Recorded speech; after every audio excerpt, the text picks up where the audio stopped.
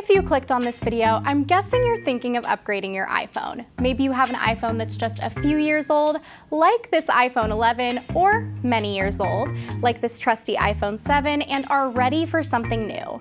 The latest iPhones have better processors, screens, and battery life. Plus, they're always improving the cameras and the image processing. And they usually come in really fun color options. Okay, now that I'm thinking about it, an upgrade actually does sound pretty nice right about now. But do not do it. Sorry to ruin that beautiful visual, but I'm just trying to look out for you. The month of August is the worst time to buy an iPhone. Here's why. August is a bad time to splurge on an iPhone because new models are often announced in September. In fact, they're usually introduced in the first half of the month and released in the second half. So if you wait just a little bit longer, you'll probably be able to buy the iPhone 14 pretty soon, which may be worth it if you're excited about rumors of a notchless phone with a better camera. I am definitely excited about those rumors. After analyzing years of iPhone announcement and release dates, our experts found this trend.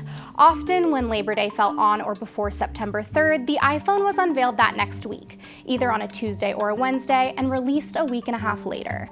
And when the holiday was on or after the 5th, the iPhone was typically announced 2 days later, and then released once again a week and a half after that.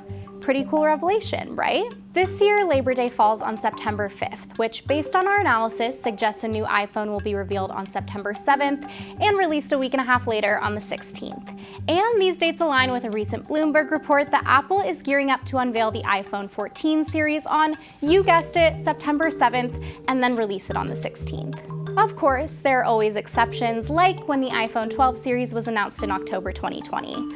But general trends over the years do suggest you'll likely be able to get your hands on the iPhone 14 very soon. And we learned this week that Apple will be hosting an event on September 7th at 10 a.m. Pacific time. So who knows? Maybe the rumored iPhone 14 event will come then. But regardless of when that new iPhone is unveiled, you know CNET will be here to cover all there is to know about it. Subscribe so you don't miss any of those videos. But okay, maybe you don't want to spend close to $1,000 on the newest iPhone.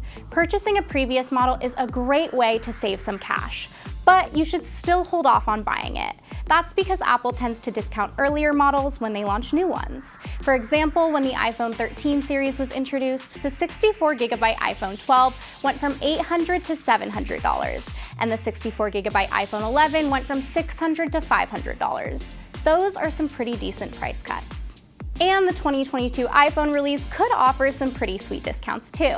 If Apple continues to sell the iPhone 12 mini and shaves another $100 off the price tag, we'll see it go from $600 to $500. That would make it the second cheapest 5G iPhone behind the $430 iPhone SE, which yes, is also a 5G ready phone, but has just one main camera, much less screen real estate, and no Face ID. And if I haven't already convinced you to hold off on buying an iPhone, here is another reason. Carriers tend to offer their own discounts around new iPhone launches. Like when Xfinity Mobile ran about a month-long promotion where they gave new clients a $300 price cut on the iPhone 13 series after its launch. But I get it, sometimes you just can't put off buying a new iPhone.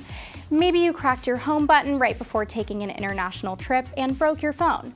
I may or may not be speaking from personal experience, and this may or may not be my old iPhone 7. Regardless, if you need a new iPhone ASAP and still want some savings, think about getting one refurbished from Apple. These devices once belonged to someone else, but Apple guarantees they're inspected and cleaned, and they include a 1-year warranty. Or you can look into getting a refurbished iPhone from Gazelle or Amazon. You can find info on the state of these devices and their warranties on their websites. And if you want an additional way to save when purchasing a new iPhone, look into Apple Trade-in. This program allows you to give an eligible device to Apple to get credit for a new one, like an iPhone. Or you can also get an Apple gift card to use toward any future Apple purchase. Carriers also often have trade-in deals too, but check their websites for specifics.